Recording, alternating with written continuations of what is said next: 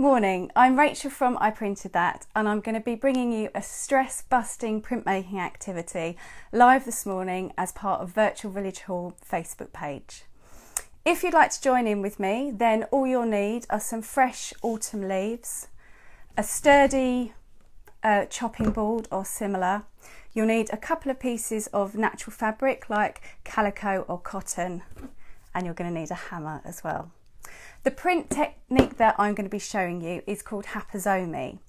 It's a Japanese term for leaf dye, and it was developed and named by an artist called India Flint.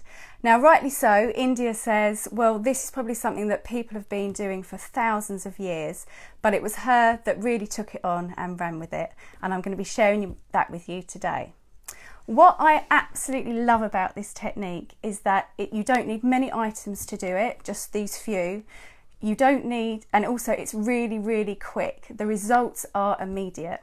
And as someone who's quite impatient, that's really, really good for me. So I'm going to show you now how to do it. You'll need your leaves, as I said, a couple of pieces of natural fabric, calico, cotton work well. Silk is a little bit too delicate for this, and also stick with light colours or go with white.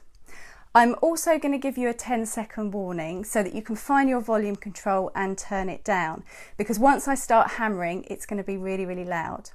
While you're finding your volume control and turning it down, I'm going to put my earplugs in, and I'm also going to put my microphone under some cushions, so it will muffle the sound. If you can't find your volume control, there still will be a little bit of sound, but it won't be quite so bad as if it's right next to my microphone.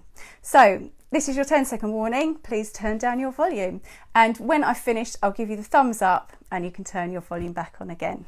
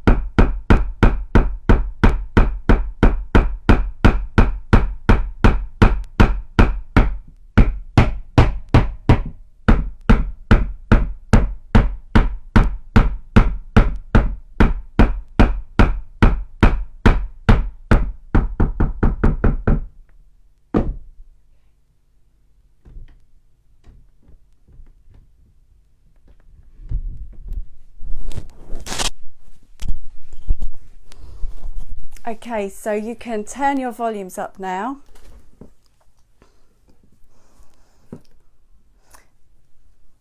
And I'm just going to go, if you're just joining us, you're just joining now, then I'm just going to quickly go over what we've already done. So I've got 2 pieces of fabric, calico or cotton.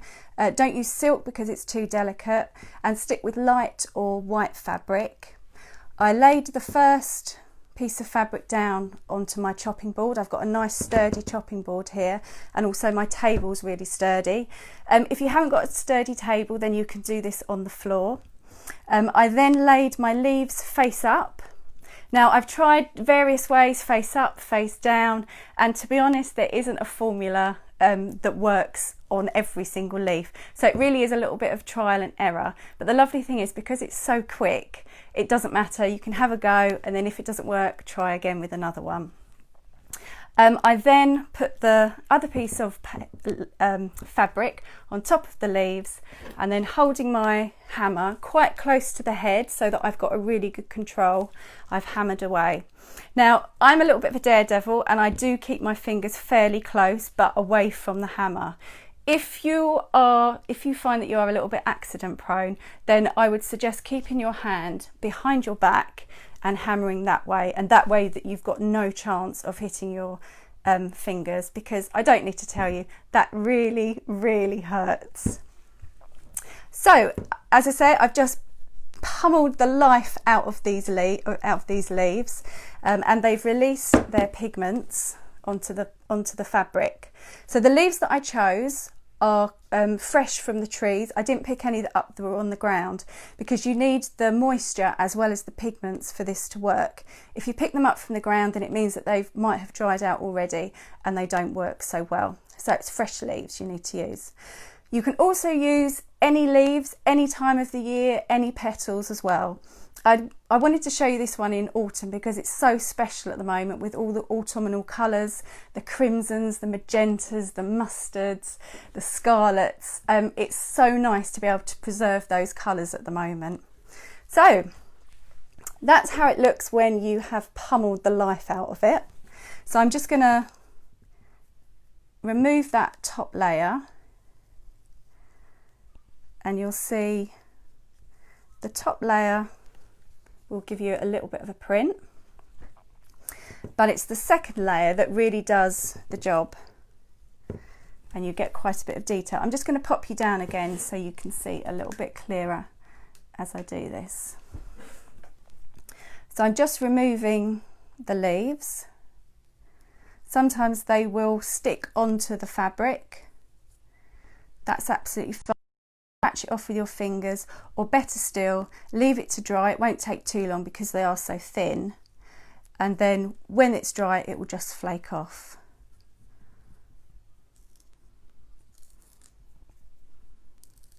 So I'm just taking the leaves off, and there you have some gorgeous prints made by nature. And over the next a few hours or so, these will dry out and they will develop into darker colours. This is one that I did yesterday, and you can see that you've got quite a bit of colour merge there. You've got more detail on the leaf, you've got some blues and purples as well as the magenta. So it really is something that it's immediate, and then it's going to just get better and better over time. So you might be thinking, well, that was really fun, that was really stress busting, I enjoyed that, but I've got a piece of fabric with some leaves on it. What can I do with it now? So I'm going to give you a few ideas of how you can use this fabric, and then please feel free to use the ideas, go off, come up with your own ideas, and if you do, please comment in the comments below so I can find out what you're doing. Also, if you are doing any prints today, please comment. Please let me know what leaves you're using, what colours have worked really well for you. Also, pictures would be amazing as well. Because it's a virtual event, I don't get to see your beautiful prints, so if you can take photos of them for me or videos for me and put them in the comments below, that would be amazing. If you have any questions as well, please comment below. I will go through after the video, and I will make sure that I comment and answer all of your questions. So now to show you how you can use these pieces of fabric. If you make chutneys or jams and like to give them away for presents, then this is a really nice way to finish off the lid. I've just cut a circle just about an inch bigger, 2.5 centimetres bigger than the lid, just cut it all the way around. I fixed it with a sneaky little elastic band underneath and then tied it with a piece of twine. And I think that just makes it a really nice, natural, organic product. So that's idea number 1. Use them to top your chutneys and your jam. Idea number 2 is you can make gift tags. So with this one, I've just cut a piece of card into a square or any shape you want. I've then sewn using a sewing machine. I've sewn the fabric to the card, or you could use glue. Using a hole punch, I've made a little hole and then tied a piece of twine. I've used the natural twines because I think it complements the prints so well. And then the third idea is that you could wrap a present in them. Again, using sort of a Japanese technique, however, rather than tying the fabric, I have used garden twine as well. So there's 3 ways that you can then use the prints that you've done to give as gifts or to make your home beautiful. I just want to give you one last piece of advice. Because we've used natural pigments and we haven't used any fixatives, these colours will fade over time. You can prevent it from fading a little bit just by using the steam from a hot iron. That will prevent a fade a little bit, but they will carry on fading over time. So it probably isn't something you'd want to give someone as a present, say framed in a photo frame or something like that. I would stick to things like gift tags and wrapping paper and that sort of thing. But these will then develop over time. I can see this one's already, I'm getting some purples, and then I'll use those I think to make some more gift tags. Thank you ever so much for watching this morning. I know that we've had it's been really stressful over the last few days, and if you're in the UK then you're on the 2nd day of lockdown. So hopefully this is something in your armour for those days when you're feeling really stressed, want to create something beautiful, but also let a little bit of that stress out. It's a great one for doing that. So thank you so much for watching. Please, as I said, comment below, ask me any questions. I will go through afterwards to answer all your questions. Let me know what leaves you've been using, and also if you can post photos, that would be fantastic. Thank you so much for watching. I'm Rachel from I Printed That, and I will see you again soon. Bye.